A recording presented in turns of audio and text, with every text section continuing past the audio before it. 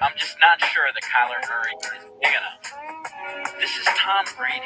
He's not just going to retire. Whitey, big fan of the show. Appreciate I've got Ryan Murphy to my left, making sure everything's crispy, buttery. James Harden is systematically ruining the game of basketball. He's the most overrated player. And there you are, the Chicago Bears with the open season. And I'm sure Dancing with the Stars is happy to have Antonio back. If you thought you were going to get Zion, that's your bad. You are now listening to Open Season.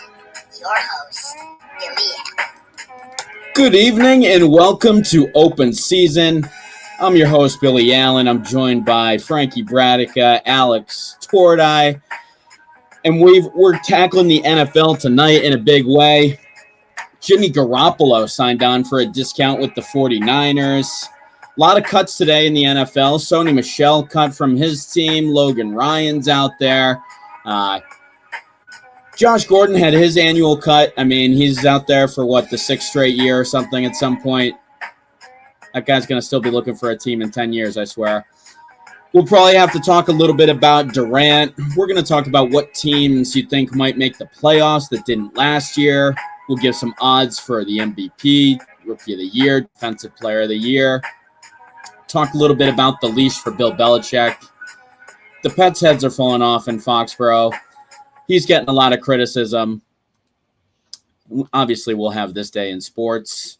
But, guys, as we started out, obviously, we're going to have a pretty NFL-heavy show. What's your biggest storyline for you, Frank, this week as we're, getting ready to turn the page, going into the NFL? People have, had a couple games of preseason. What's the biggest story you're following right now in the NFL? Unfortunately, it has to be Brian Robinson because I just think that that's an unbelievable circumstance. I mean, it was awful. I mean, Sean Taylor, we lost. Darren Williams, we lost. I don't understand why this keeps happening. But yeah, it's just a tragic circumstance. You said what's your biggest storyline? That's it. That's the least glamorous, obviously. You know what I mean? You'd like to start off with who made the final cut and some of these fringe players, some of these last cuts and where you think they might go. But the biggest story, my biggest headline, is the only one I can really talk about. Okay. Yeah, I should have said, no shootings involved in that. There should have been some type of disclaimer. But yeah, obviously, no, that's a tough situation. But it seems like he's actually, it seems like for as bad of a situation that is, it sounds like the initial reports are that he might actually play this year, which, if you already have an idea of that a couple days after, sounds like things are maybe going in the right direction for him at least. Look, I'm going to come out and say that this is the best news that Antonio Gibson fantasy holders could possibly get. But also awful news for Brian Robinson. God bless him. Apparently he wrestled the gun away from the attackers, and he was in line to take a lot of those starting reps. Man, what a wild story. Again, why does this keep happening? I also want to give a huge shout out to Framingham State's Josh Onujiogu, who just made the 53-man roster for the Seattle Seahawks. Way to go, Josh. That's probably the biggest story in my neck of the woods right now, as a player from my former alma mater made the NFL from a D3 team. There's only 6 active D3 players in the NFL, and now there's 7. Congratulations again, Josh. Hopefully it's the start of a very long career. Well, awesome. Yeah, that's definitely good news. Local. We're repping the local kids. It's awesome. Honestly, I think a big story for me that I've been following that just happened was the whole Jimmy Garoppolo things. This is just a complete mystery to me. I feel like the second that the 49ers drafted Trey Lance, it's almost been like they've been embarrassed of that move. It's like they're trying to hide Trey Lance, and I can't quite understand. It's like they've you basically have Trey Lance, you bring him in, and there was just never kind of an effort to really get rid of Jimmy G. And it feels like, they kind of asked for too much so that they couldn't move him. And now they're keeping him on a lower, and he just feels like it's going to be a fail safe, and they're going to pull that pretty quickly if Trey Lance struggles. I don't really understand what they're doing. I got to be honest. I love what they're doing. I wanted the Patriots to keep Jimmy G and franchise Brady, and then they gave him that they traded Garoppolo and gave him that for Cockta deal where they said we won't franchise you. But allotting $40 million to that position, allotting $50-60 million to that position should become commonplace. That is the only position where it is not next man up. There's not even 32 good ones. Jimmy Garoppolo wins 70% of his games, and yes, they definitely prior to this year have been hiding him. But Lance is going to start. And I don't think, for the record, I think Lance, as long as he's healthy, will start. I don't think they're going to pull the trigger on Jimmy Garoppolo outside of injury. But why not keep him there? It's a guy you already know can win in your system, and you don't know what your return is going to be on him. I just feel like there's been more preseason news on Jimmy Garoppolo than there has been on Trey Lance. Like, you've hardly even heard Trey Lance's name come up. I mean, I feel like, how are you possibly instilling confidence in Trey Lance if this is the plan? Because Trey Lance has actually played great this preseason and looked very, very good. Yes. People are looking for reasons to rip apart Trey Lance right now, and they're not getting them. Trey Lance wasn't hidden. He was being developed. Not only that, but this is a game of assets.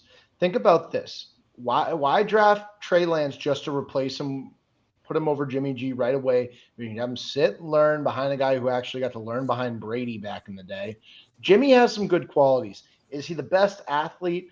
Does he have, the cojones to win a Super Bowl? No. But he does have certain, skills that I think he's developed over the course of learning from some of the best offensive minds in the game. And I think Trey Lance definitely learned a lot in his year sitting behind. Look at Patrick Mahomes. Look at Tom Brady. These guys have sat behind quarterbacks that were good to great, and it definitely helped them become better in the long run. I think that we're going to see some really exciting things out of Trey Lance. He's probably going to have a long and very successful career, but the Niners didn't want to lose Garoppolo for nothing. And by bringing him back on this type of a deal, they are going to make it easier to put Jimmy in a position when whatever quarterback gets hurt and they're in need of a quarterback replacement, whatever team it might be, maybe it's a playoff ready team, whatever happens, Jimmy's going to get dealt this season. I mean, I'll be shocked if he's on the 49ers by the end of this year. So it's all about assets. They want to get a good return for Jimmy Garoppolo to help even out the 3 first-round picks they gave up to get Trey Lance. I hear what you're saying. I just feel like I was saying that I would have been shocked if Jimmy Garoppolo was on the Niners at day one of this series, or this season. That's just how I feel. I wonder, do you think if Trey Lance falters, they'll bring in Garoppolo? I mean, no. What is the? No. Only way Garoppolo plays is if Trey Lance gets hurt. Yep. And, dude, I mean, Jimmy G's just – no one wants Jimmy G. He's had a Super Bowl winning roster, and he's fallen short year after year. Jimmy G was up 10 in a Super Bowl. That is not his fault that he lost. It's not Matt Ryan's fault he didn't win a Super Bowl. He did his job. They lost. That's where it being a team game. Jimmy Garoppolo, he doesn't have the cojones to win. Yes, I understand. He missed the one throw that everybody would have remembered him making. But that's different than saying you can't win with a guy that you had a 10-digit lead with in the fourth quarter of a Super Bowl. You can't win with that guy? If they had Trey Lance in a few years from now with that team, I bet Trey Lance wins that Super Bowl with the 49ers because his ceiling and his ability. If I put Mark Sanchez far beyond the 1962 Cowboys, they would have won. You know why? Because that's a dumb comparison. Trey Lance in a couple years is going to be 7-8 years removed from that 49er team. How is that a bad comparison to say that Lance would have won it if he had a couple of years of seasoning? I don't see how that's Trey Lance in a couple of years with that 49ers team. In a couple of years, that 49ers team will be even further away than it is today. We don't know that. Comparison. We don't know that. They could continue to grow and get better and stronger. We don't know. That team had to get rid of DeForest Buckner so that they could manage their team. They were still a contending team, but that team was loaded. That team was special. This team is very good. I think the team still could be special.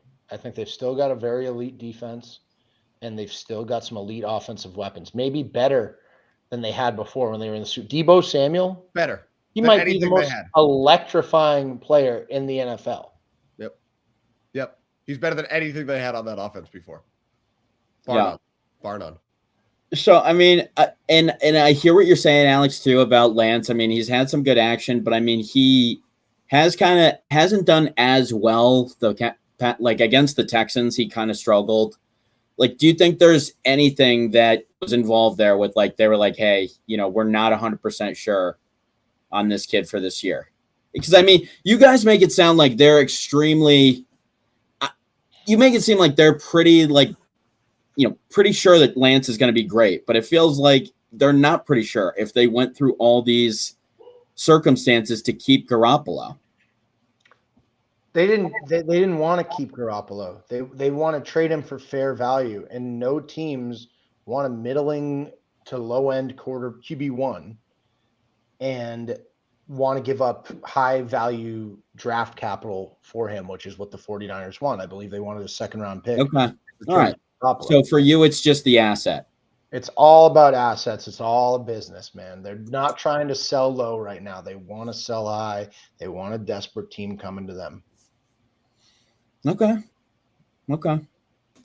Think about a team like the Colts. If Matt Ryan gets hurt, they're just going to, give it to Sam Ellinger or Nick Foles, Sam Ellinger's money. He's money. He actually did look fantastic. He's money. He looked so much better than he looked at Texas. It's amazing. So good this It's offseason. amazing. Yeah, he really did look tremendous. Who's that? Sam Ellinger, starter at Texas for the past few years. It's his sophomore season in the NFL now. And he completed something like 83% over the course of the preseason. It was something absurd. I was like, this kid is balling. It was ridiculous. And he ran for a lot of yards too. Yeah, he was balling. Yeah. So guys, there are a few cuts today, and obviously, some surprise ones. Kellen Mond was one of the people that was cut by Minnesota, drafted in the 3rd round last year. Were you guys surprised about that one, or was there someone that was more surprising? 1st round pick from the Raiders, Alex Leatherwood, he was cut. So I feel like there's Devin Asiasi, guys. Apparently that tight end draft didn't work out so much from a few years ago for the Pats. Both those guys have been cut. Dalton Keene and Devin Asiasi didn't make it out. So that has some people talking about the cut from Buffalo with O.J. Howard. Would you guys be interested at all in a guy like O.J. Howard coming onto the Pats? No. Okay. I've had it with that position. We need to give it a rest. And Bill has a history of this because Bill drafted like 7 or 8 tight ends before he finally got Hernandez and Gronk. So I get it. But to spend those picks on Asiasi and Keene, and then to spend $45 million guaranteed, and you out of those 4 things, that's 2 premium picks and millions of dollars, couldn't get one good tight end. You got like a wildcat H-back in Jonnu Smith, and you have a red zone threat only in Hunter Henry. It is fascinating that with all of that capital you invested in that position, you got virtually nothing. Who is your biggest surprise cut from around the league? Like I said, there's a few Pats that were cut too. Like Sony Michel was cut. I'm not sure how many of them were a surprise. Like you said, Alex Leatherwood, like in the fact of where some of these guys were drafted as a surprise, Alex Leatherwood has been awful. God awful. Kellen Mond was always the biggest project quarterback. He has tons of intangibles, tons of raw talent. He's got a good arm, a very, very good arm. I liked Kellen Mond. If we didn't go for a quarterback, I would have taken Kellen Mond for the Patriots. I think we have good coaching, or at least had it before McDaniels left. I don't know what we're doing now, but I don't know how many of them were a surprise. I think a lot of these you should have seen coming. I would say O.J. Howard was a surprise. O.J. Howard was a surprise because I thought him, Knox, you know what I mean? You got your backup, you got your starter, that's it. I don't know what else they'd be looking for in that position. So that's the biggest surprise, but not a lot of these were surprising. Okay. I mean, yeah, I definitely think that Kellen Mond sucks, and that's my official stance on that.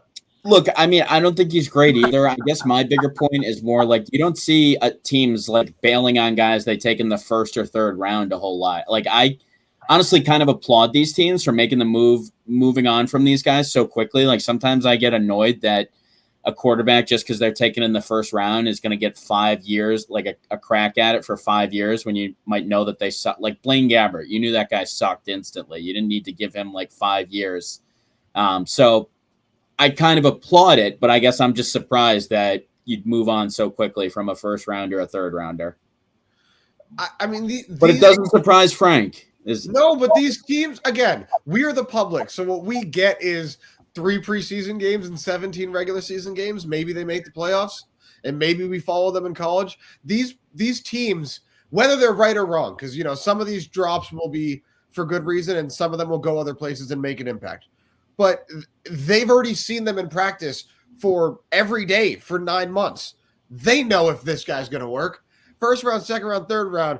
If you've been around the game your whole life, within 2-3 practices, this guy has it or he doesn't have it.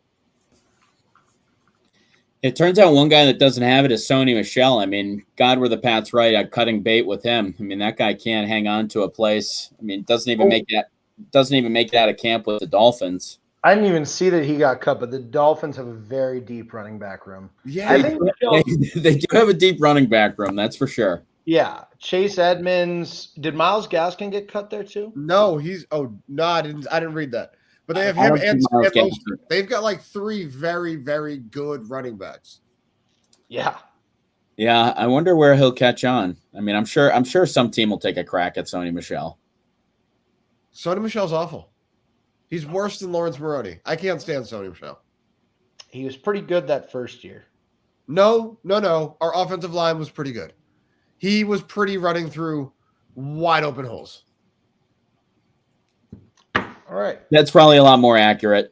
Called by the greatest player in football history. You know what I'm saying? Like, Fair. No. Can't stand him. All right, so let's see. Going to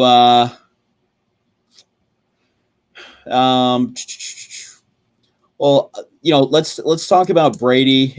We kind of talked about him a little bit last week, the fiasco, and comes back and doesn't even actually mention why he was out.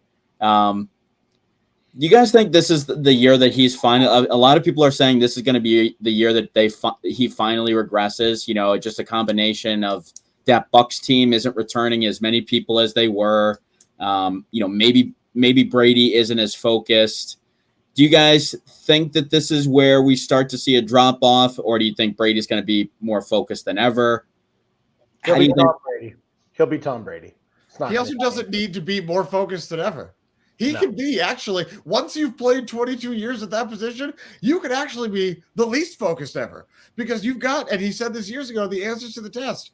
He's got Julio Jones reinvigorated, still got Mike Evans. He'll eventually have Godwin. Like, he'll be fine. He'll be fine. That team will be fine. Not to mention all the other weapons that they've brought in is when Russell Gage comes back, and I like Tyler Johnson still. Tyler Johnson, and then the tight end talent. They brought in Kyle Rudolph. They've got Cameron Brate, and they just Kyle Rudolph is not an impact player. Should not be mentioned. That's fine, but he's got that experience. Who knows how good he looks with Tom Brady? Who knows? No, that's where I draw the line. Does Tom Brady take most offensive players from a B- to a B+? I'd say I don't think Kyle Rudolph has anything left. I saw him in New York. The guy's got nothing left. He can be a depth piece. I'm not going to say he is a good name. He knows football. I don't think that he needs to have that much left. But the point is, they've got guys, and Tom is going to be just fine. They just drafted a running back, Rachaad White, in the 3rd round. They've got Keyshawn Vaughn, who low-key I think is a good football player who just can't get any shine, and Leonard Fournette to take the bulk of the carries. I mean, that is still an elite offense. Any concern for you about the offensive line? They had that kid who retired at 28 last year out of nowhere. They've had a couple injuries. I think they have 3 out of their 5 offensive linemen are going to be new starters for them this year. I mean, Shaq Mason, obviously Brady's played with him before, but that's going to be a new starter to Tampa Bay. And that offensive line didn't hold up as well in year 2 as it did in year 1. What are your guys' thoughts about how Brady is going to react to that and be able to deal with that? Correct me if I'm wrong, but they kept both their tackles. They still have Donovan Smith and Tristan Wirfs. I know they have Tristan Wirfs for sure. They're going to be just fine. They've got 2 tackles. You could always mix and match the inside of the line. You simply cannot have bad tackles in this league. Not with the edge rushers that are coming in, not with the edge rushers we already have. So you've got one elite tackle, one like really, really good to great tackle. You've got Shaq Mason, who he's older now. I don't know how much he has in the tank.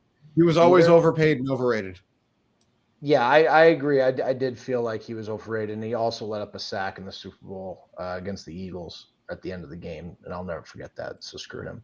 But anyway, they had a second rounder in Luke Gadicki, and then they used a third round pick on Hainsey. So that's their. So they've got some solid draft capital anchoring that line. They should be fine as long as they can coach them up.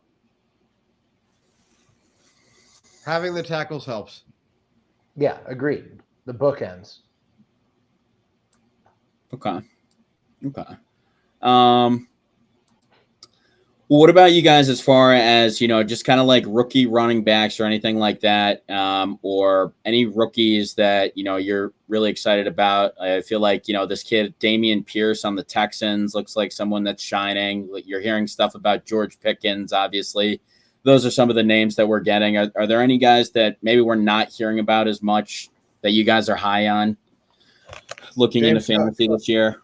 James Cook. Well, I don't like James Cook in fantasy this year. I like him in fantasy as soon as Devin Singletary is no longer there. But I do think in real life, James Cook is going to make an impact for that team. I think he is the perfect in between Zach Moss and Devin Singletary. I think they finally got the one running back they want, and they'll eventually realize that committee's not necessary because he can do it all. I'm a big fan of James Cook. Tyler Algier, I think, will have a good season, and Breece Hall's probably the only stud at that position. The wide receiving talent is far more deep in fantasy and in real life talent this year. I would say rookies that I'm super high on. I mean, Alec Pierce with the Colts is, I think, a potentially elite talent in the NFL. Runs a 4.33 340, he's 6'3", 211. I mean, he runs great routes, has great hands. All camp they've had him matched up against Stephon Gilmore to bring out the best in him. He's someone that was drafted in the second round, so he's got the high draft capital. He's got the opportunity. He's got a quarterback who knows how to get the ball in the hands of his wide receivers and a good offensive coordinator to boot. There's some talent on that offense. They're going to have to load the box for Jonathan Taylor. I think the kid could have 1,000-yard season, maybe 8 touchdowns. I'm really high on Alec Pierce. I think Christian Watson is the biggest boomer bust player in this draft. 6'5", 210, 4.3 40. Trey Lance's college teammate at North Dakota. This kid has unbelievable athleticism. It's mind-numbing, the potential of this kid. But at the same time, he could be terrible. There's just no telling. And we have no preseason tape to validate any of it because he had a knee injury. He could have an Odell Beckham like impact when he gets out there for the Packers playing with Aaron Rodgers, or he could be, Jalen Reagor. We don't know yet. It's all up in the air. How do you feel about Romeo, since you mentioned Packers and their receivers? How do you feel about preseason Jerry Rice over there? Dubes, I think, is going to be like a Jacoby Myers. I don't think he's that good. I was watching it. I'm like, I get it. I don't see Jacoby Myers is not that good. No, not at all. No, but I'm saying Myers, like at top 75, 77 overall in Madden. That's my honest opinion. Only a 75, cut him. I do think I know you had kind of said running backs. I think Jameson Williams, and I hate that he went to the Lions, has stud written all over him. Jared Goff can make undefendable throws. He's just a buckethead. He just can't read defenses or understand what his position is. But if you give him time in the pocket and weapons, he also made it to a Super Bowl. Oh, Jared Goff or Jimmy Garoppolo? Jimmy G. I'll take Goff. I'll probably take Goff. I mean, Goff has a better arm, doesn't he? Yes. Yeah, unquestionably, but he's Just also to the coach him worst up. quarterback, pretty much unquestionably. I just When you feel like took Jimmy G- both quarterbacks are both similar. They're both quarterbacks. You're like trying to take their imprint off the game. Like Agreed. you're But when trying to you ma- took Jimmy G out of his system, they didn't just plug someone in and win. They lost. When they took out Jared Goff, Wolford was fine. Like when they took him, they were fine. They were fine when Goff got hurt. They won just as much because that system was built. That team was built. When they took away Jimmy G, even though their defense was loaded to the gills, they lost a lot. They lost enough to get Nick Bosa and make their defense even better. To be fair, they're going to start winning more now that Lance is in there and Jimmy G's gone. But I'll take Goff all day. Anyway, other rookies. Is Trey Lance going to win 70% of his games, 71.2 or whatever the number is? Probably 75% of his games. Do you All think that Jimmy Garoppolo will win 71% of his games moving forward from today? I do not. No, I would say 20 to 30% of his games wherever he lands. But 8 years winning 70% of your games is tremendous. Well, Well, he only plays like 4 3 games. He only plays like 4 games a year, so it's more like 2 years. But Yeah. Well, all I know is when he plays most of the season, they make the NFC title game and sometimes the Super Bowl. All I know is that when he plays the majority of their games, boy, did they go far. Damian Pierce for his draft capital. And Billy, you know that dude is going to be. yeah, I like him. I was gonna ask you guys about this kid too. Breece Hall. Like, I'm usually terrified of like taking the young Jets guy. Like, you're usually like, that is a black hole. Like, don't touch anyone over there. But I don't know. That Jets offense should be a little bit better this year, right? Like, I think that Breece Hall has like really, really good receiving ability. Like, I don't know. I like his chances to be able to make some type of impact. I just feel like usually I'm terrified to take anyone over there. I feel like he's probably a guy that's worth a pick this year. He athletically profiles like a Saquon Barkley, athletically, without the gigantic quads. He's a very, very top tier athlete, and he has good tape on top of it. He doesn't look quite as fast on tape as he is running the 40-yard dash, but he's still. I mean, the guy's going to be a stud. Yeah, he's like a bell cow that can catch. Like, I would have Just said the depends same. on. Yeah, go ahead. But what are the Jets seeing? And this goes back to what I was saying when you released first round picks from a couple years ago. Yeah, but they saw them every day for 9 months. They've seen their study habits, their work habits, if they're on time to practices, if they're on time to meetings, and they saw tape and beyond the tape. So I just think, what are they seeing? Because they've had enough time to. I think he's a stud too. I don't want to, but I do think there's something to be said about not beating out Michael Carter, because I don't think Michael Carter's that good. do you think that could be something though there where like even like game 1, like maybe he gets more carries than Michael Carter? Like, maybe Michael Carter is going to start or whatever, get a couple carries, but I feel like once Breece Hall like ends up getting some big carries, like I'm not saying, I don't think it'll be that hard for him to pass Michael Carter on the depth chart, even if they're not necessarily doing it today. What do you think? Like, I don't think that's like set in stone that. No, but my point is he should have beat him out already. I'm not. I would hope that the Jets have like a bias in this, that they want Michael Carter to increase his. That could be more of like they're making him earn it type thing, right? Like, no, I don't care about that because I think he's a stud. I want this to mean something. I want them to only be doing this because they're trying to shop Michael Carter. I'm never a big fan of teams trying to teach players a lesson. You get them in there, you get the higher ups in there, you talk to them. If you don't think you can turn them around, you don't punish them, you trade them. That you make them somebody else's problem. I'm never a fan of when an organization tries to teach a player a lesson or is trying to discipline them through benching them. I think that did work. I don't think that works for athletes nowadays. I just don't think that's quite necessary anymore, or nearly as effective. But I think you should have beat him out, and it scares me a little bit. Even though the Jets aren't prone to making good decisions, I would imagine after 3 days of practice, they looked at Breece Hall and Michael Carter and went, yeah, Breece is our guy. That was a good pick. That was a good draft pick by us. yeah. Any other rookies we didn't talk about that you guys are high on?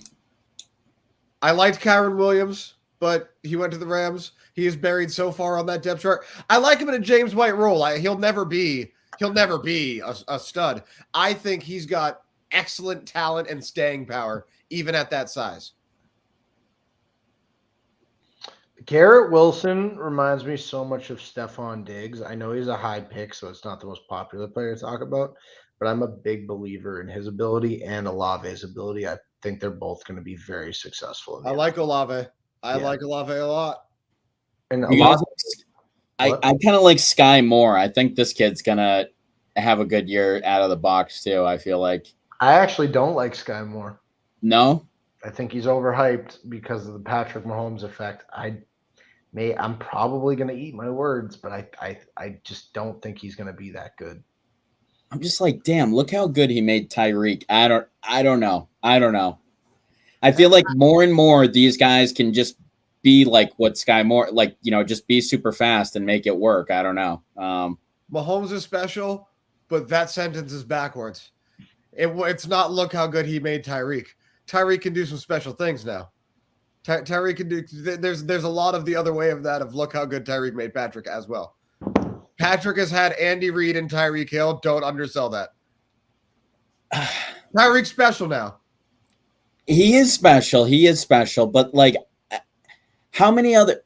He would not have had those types of years with quarterbacks outside of Patrick Mahomes. I don't think. If you give Tyreek Hill, Andy Reid, and a top 5 to 8 quarterback, he will put up comparable numbers. I feel very good about that. If you give Andy Reid and Josh Allen to Tyreek Hill, I think he's going to do pretty well. Again, I think he's going to do he is going to make a world of difference for Tua. Because I don't think Tua's that good. I did believe in him coming out of college, but I've got enough film. He's bad. He's not NFL good enough. But Tyreek is going to make him look that way because he's special. Yeah, interesting this weekend, Tua, had a lot of plays like over 20 yards. They've been getting a lot more stretching the field. He's had a pretty good chemistry with Tyreek. I feel like, is there any pressure that's under, any player that's under, that basically Tua Tagovailoa is under more pressure than anyone else in the NFL this year. Is that right? I would say so. They've pretty much done everything they can. If Tua wins 11 games, everyone will talk about how he brought his game up to this level, did what he needed to do to get to the playoffs. If he wins 7 games, he's going to get absolutely trashed. Curious what your guys' take is on that.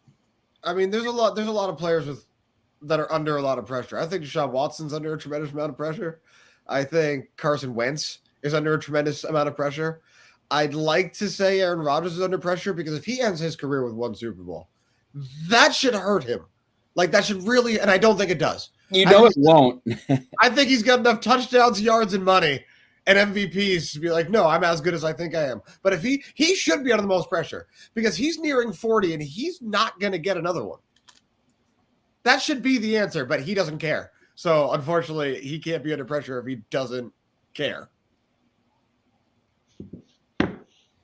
Yeah, I just think it's a big year for Tua. I think they've done everything they can to put that offense around him. It's kind of a big direction that they'll have to change too. It's like, they're either going to invest and move forward in Tua, or they're going to pull the plug and, bring in Brady next year or bring in whatever exotic plan you want to talk about. But it's not his last chance. If he flames out of Miami, he will compete for a starting job next year. Carson Wentz, if he flames out of one more situation, is now a backup forever. You know what I mean? And I think Carson Wentz is already almost there, though. Huh? Carson Wentz is already almost there after the way that he played last year in Indianapolis. Teams keep giving up draft picks and starting him. He was 27-7 though, for touchdowns and interceptions. I like Taylor Heineke, and they saw what he brought and said Carson Wentz is better. Yeah, but Alex, look at those games. They managed him. Like, he handed the ball off. So, I mean, those games where he was like 27-7, I mean, he was hardly even throwing it a lot of those games. I mean, towards the end of the year, I remember his attempts were really managed.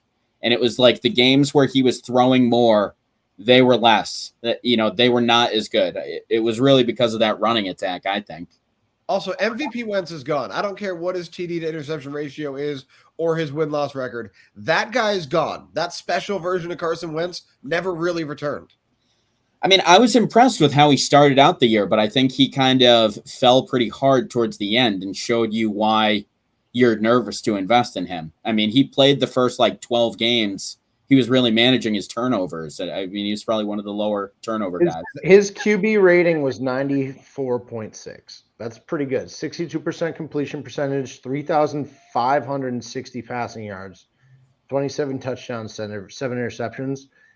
I mean, that basically means Brady had an extra 100 passing yards per game over Wentz last season. I'm sorry. Did you say 35? 35 what? 100 yards? Yes. Yes. Then didn't Brady have nearly 50,000? 300? Yes. Didn't Brady have nearly 2,000 more yards than him? Do the math. It's 1,700, which is there's 17 games, so 100 more yards per game. Per game. I didn't hear per game. Yeah. I legitimately didn't hear per game. I apologize. But Per for the record, game. So that's a big difference. Is a lot. 100 yards per game is a lot. Yep. But the Colts also had the best running back in the NFL. Like Jonathan Taylor was unbelievable last year. I just think if Carson Wentz was on the Bucs last year, he probably throws a crap ton of picks. You know what I mean? It was because he could rely on that running game. Yep. I think personally he got out to he kind of they tried to manage it as much as they could, kind of take the ball out of his hands, and then it showed at the end when you need him to kind of make the play, that's where you get screwed. He has a great long ball. I miss MVP Wentz, but that guy never came back. He should have won the MVP that year too. Yeah, he should have. Playing 12 games, he should have won it. Nobody was better than him that year. Yep. Let's see. So Frank, do we want to do this day in sports? Yeah, it's relatively quick this week. When I started to research, I got a lot of cricket results, so I knew it wasn't going to be a very long segment. But we're going to start in 1905. Detroit Tigers, future Hall of Fame center fielder Ty Cobb makes his debut. Very first at bat, double. They win. Love that. 1937, Joe Louis beats Tommy Farr in 15 for the heavyweight boxing title of the world. 2006, Greg Maddux wins his 330th game. Love that Braves team. I love that era of baseball. Those Braves, those Cubs. I love Maddux. I was a great pitcher. Andy Roddick, 2012, retires from tennis. Did you say it was 2006 that Maddux won that 330th? 2006, Bill. 2006. That feels much longer than he should have been in the league. Yes, I was so happy to read that. Oh my God. Yeah, no, those pitchers are long gone as well.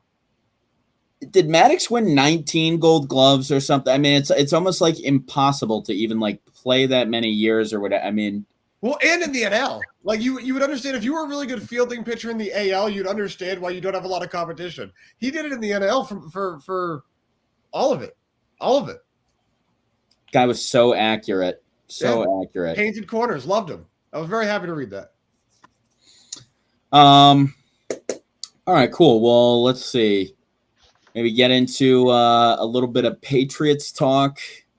Like I said, you're kind of thinking maybe they were going to make a big move, maybe an a la, some of the things they've done in the past, whether it's getting rid of Lawyer Malloy or just not a whole lot of splash from them this year in terms of cuts or anything like that. Devin Asiasi, like I mentioned, but just kind of looking at them, looking at how they played this week. What are you guys most excited about for this team? Where do you think their biggest strength is? So you've heard some people talk about the defense, how they've gotten younger, quicker there. Where do you think is the area where the Pats are most solid? The Pats only have one area where they're solid, and it's running back. That's where I'm going, but that is it. They have an offensive line that might be good, and they have a quarterback that's TBD, but they don't have coaches that are going to develop them. So we're really not going to find out until he goes somewhere else. Sorry, was that too bleak? A little bit. I do not have high. I think we're going to win like 5 games. This is not going to be a fun time to be a Patriots fan. What do you think about their defense? Like a lot of people talked about how just they were old and slow last year and that they've gotten younger, they've gotten faster. Are you encouraged with where they're going with the defense to any degree, or? We're still not young and we're still not fast. We got younger and faster by default almost. We didn't get a lot better. We don't have any studs. We have no top tier talent. Just no.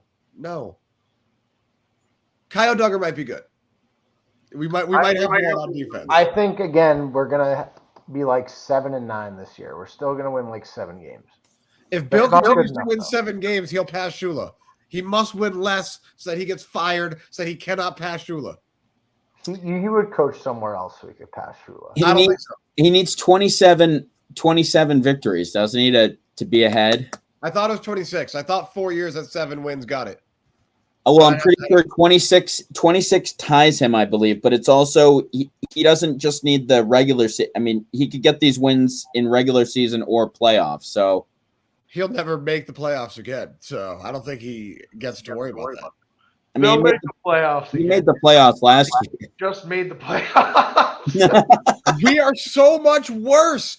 Guys, everybody in the AFC seemingly got better, except for us. Everybody in the AFC seemingly got a new, young offensive coach. What about the Titans? Patricia and Joe Judge. What about the Titans? They got worse, too. The Titans, I don't know why they traded A.J. Brown. That makes no sense. I don't understand what exactly they're doing. But they have a better defense than we do. And they probably have the exact same quarterback we have. But they have Derrick Henry. So, give me them. We did this last week. You guys would both take Tannehill over Mac Jones, right? Yeah, they're the same guy. I would take Tannehill over him, but they're the same guy. I would take Tannehill over Mac Jones. Yeah, you guys both said that last week. Long term, I would take Mac Jones, but right now, I'll take Tannehill. Yeah. So I think one of the interesting things as we talk about the Patriots is that Nick Saban just signed a pretty decent extension that's going to have him to the year of age 79. He's 70 now and just signed a extension that'll have him coaching to 79. Do you think that has any influence on Belichick, or just even if it doesn't necessarily have influence on Belichick? I guess years ago, I would have never thought Belichick would be coaching at this age, but do you see him making a run like past 75? I mean, he's 70 now. How much longer do you see him potentially coaching? Like, do you think he could make it another 5-8 years? Do you think there's only 2-3 years left? Like a few years ago, I would have said, 2-3 years max. But I feel like with how long people are living, I feel with that extension that Saban just signed, and probably Belichick maybe wanting to stick it to him or show that he's the best. How long do you think Belichick could stick around and be competitive for? Well, I think it was originally Dick Vermeil Bill Belichick was throwing shade at when he said that he didn't want to coach well into his 70s, I believe it was. And he said that like I think it was Marv Levy. Was it Marv Levy? Yeah, it was one of those. But I think if you gave him truth serum, I think he's going to coach until somebody stops him or until somebody takes away enough control to where it's no longer fun. I think he has one goal and one obligation. He wants his kids to be real NFL coaches, and he wants to pass Shula. I don't think he cares about how he gets that done. He is clearly just riding the gravy train of his reputation, just hiring all his friends. It's stunning, the hubris and arrogance. And when you have Tom, that's okay. And when you don't, what are you doing?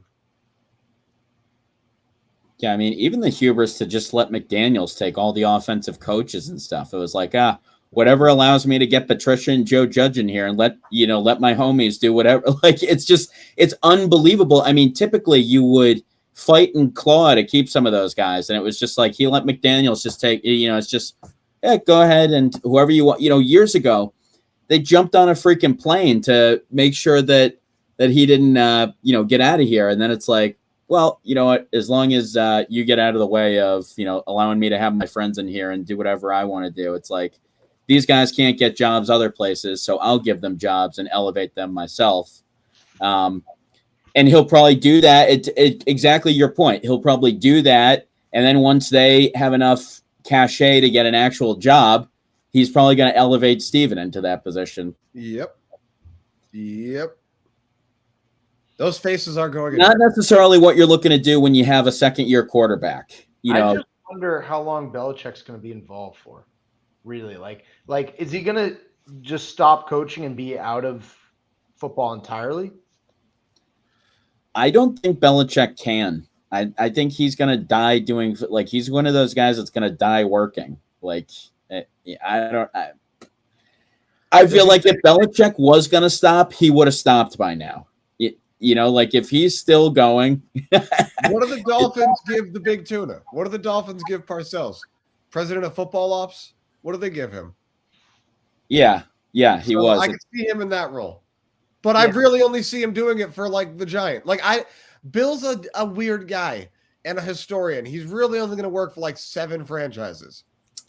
That's true. The only other team I really see him working for would probably be the Giants. Like, I don't know if there's any other. I mean, I'm sure he'd get whatever gig he wanted to at the Giants, of course. But I don't know how. I mean, are there other teams you would see him going to? I think he would go to the Niners, but why would they get rid of Shanahan? I think he might go to the Raiders. I think he'd go to the Browns. And I think that's it. I think that's the list. He would go to the Browns after the way it ended there. He's not going to go back to the Browns. He has tremendous value in the 4 NFL championships they have before the merger, and he wants to go back and clean up some of his reputation. Again, he's a historian. He's a nerd. He's going to want full control, which Cleveland will give him, and he's going to want to right or wrong. I don't think Cleveland's one on that list, but I think it's a 5-team list-ish, and I think they're on it.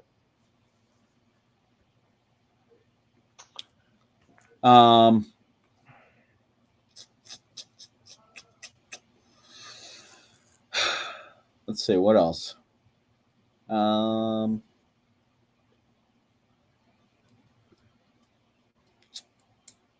Is that it for NFL stuff? Do we want to talk about, Frank, you had on here kind of that we're gaining, that had big expectations but are going to fail miserably. Yeah, your contender for that award. No, because I said that text a lot yesterday, and I've had more time to think about it. I think the Cowboys are the new answer.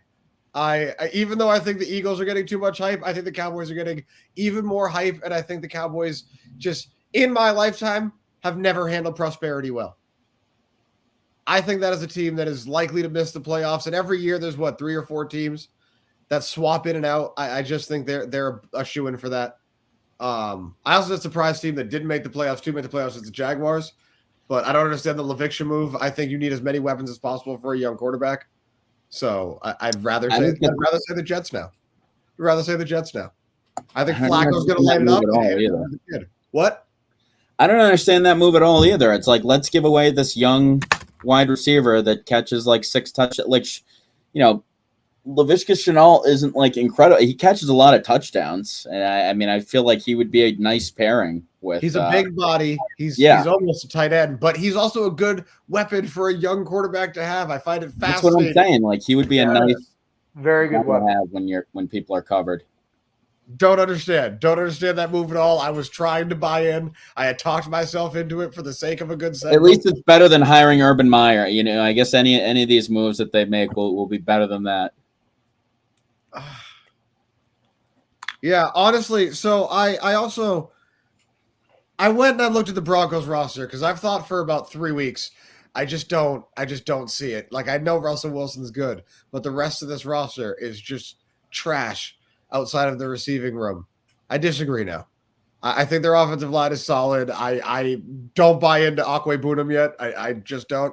I see the raw talent, but like David Njoku, I don't know that he can actually play football or run routes.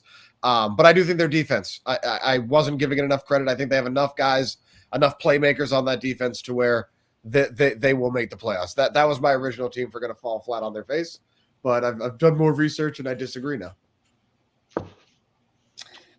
They have this thing up here that's talking about Raiders first round picks from 2019 to 2021. Oh, And just Gruden era? Clellan Ferrell, it's Josh even before Jacobs, Jonathan Abram all had their 5th-year options declined. In 2020, you had Henry Ruggs and Damon Arnett. Both were waived for off-field incidents. And then you have Alex Leatherwood waived after one season. Alex Leatherwood surprised me, man. He was a stud. Like, in Yeah, I college. just don't get how In you college. Yeah. I mean, he's like 6'6". He's like 320 pounds. I don't know. How could you be so unsold on him after 1 year? I mean, he was like he was as letting long up as he the most shows pressure up, he should have a job in year 2. Yeah, he was letting up the most pressures internally in the NFL. Just this preseason, he allowed 9 pressures. He was just getting dominated. He's too slow. Yeah. He has no feet. It's just unbelievable. How do you not determine that? I mean, you took the guy 17th. Wow.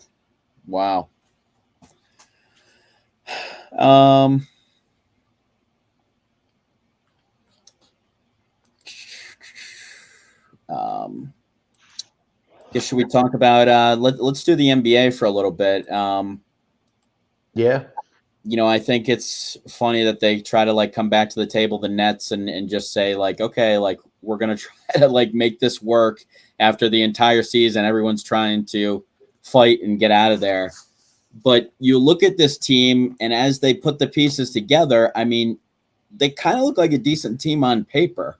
Do you think there's any chance that they get it together and buy in and play well together this year? Or do you just feel like that's going to be a dumpster fire no matter what? As long as they're healthy, they'll win regular season games. I don't think that's really ever been a question. I think they need Claxton desperately to be able to hit free throws because they will need his defense if they're ever going to win anything. And he is a walking missed free throw.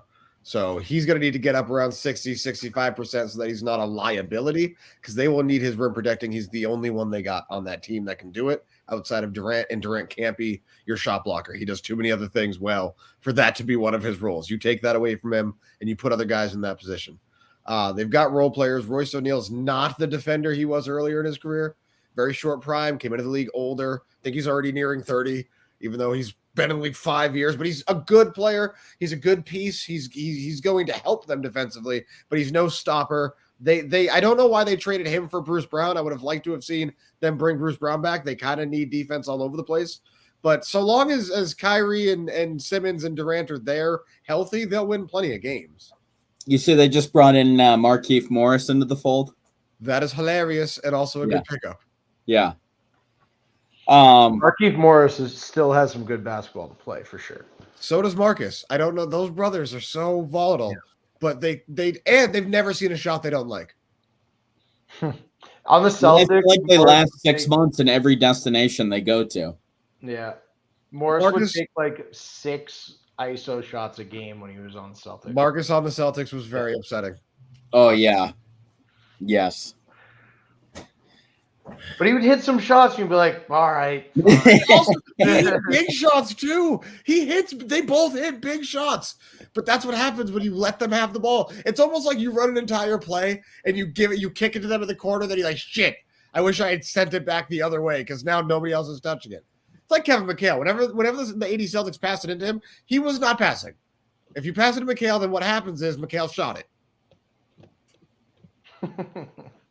And McHale was good at it. You know what I mean? Hey, if you gave it a Shaq down low, he very seldom passed it back out. Save for double teams. Now, I think a curious move for me was the Knicks kind of like not going all the way in on this trade for Spider-Man. And I just feel like they're signing RJ Barrett instead. It's like they kind of like they're like allowing those moves to be like two kind of like separate moves. I don't get why they couldn't have done both of those things. Like, why can't you bring in RJ Barrett? Like, it was Go They ahead, could Frank. have. The Timberwolves, and I think they made the right move, ruined and skewed the market. You cannot have 4 and 5 first-round picks go for Gobert and then have Donovan Mitchell go for less. You also cannot give up that haul for Donovan Mitchell. You could have gotten Gobert for less, and you wouldn't have screwed this up for everybody else. This is what happens when something happens dramatically in the market. Everything has to settle down first before you can get back to making money moves. It's not that they're not going all in. Why would they trade 6 first? That's so unrealistic, and that's like what they want. And for the record, they're going to draft 2 players in the first round for the next 6 years. That's their game plan. That's what they're going to do. Well, what do we have here? Looks like Whitey from Queens is come on with 5 minutes left on the shot clock. I just had a. What do you got for us, Whitey? I heard you guys talking about RJ Barrett. My ears were ringing. What have you guys been saying? I lost you for the last minute trying to get my. Honestly, just kind of started talking about it. We're just saying, why couldn't they do both? Why couldn't they sign Mitchell as well as bring on RJ Barrett? Like, why does that have to be 2 separate things?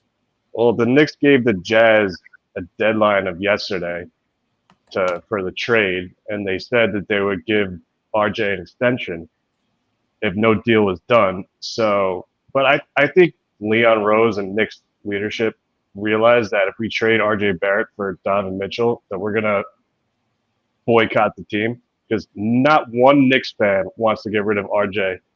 Even if we trade RJ for Donovan Mitchell, we're not legitimately improving our team substantially.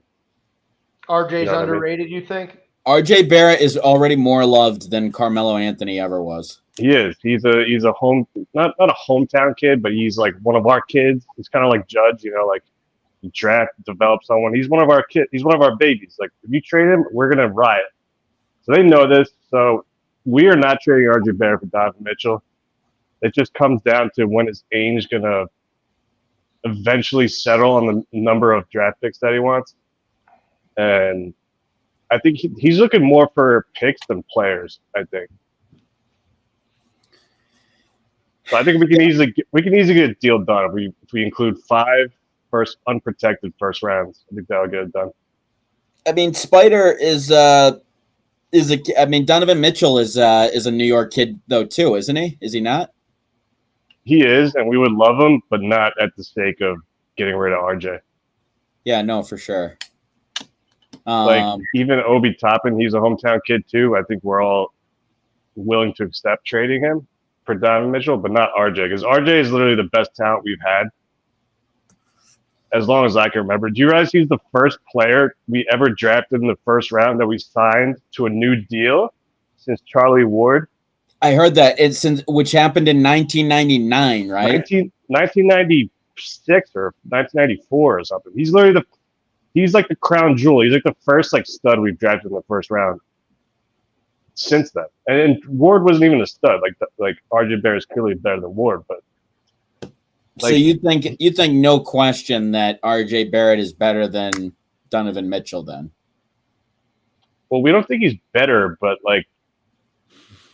there's no reason to trade him for Donovan Mitchell, because that doesn't incrementally make our team that much better where it's going to make a difference. If we can somehow get Mitchell, just get rid of a crap ton of first-round picks, maybe throw a couple players in there. If you add Donovan Mitchell, that could take us to a top 4 seed in the East. You're going to trade 5 first-round picks to be a top 4 seed in the East.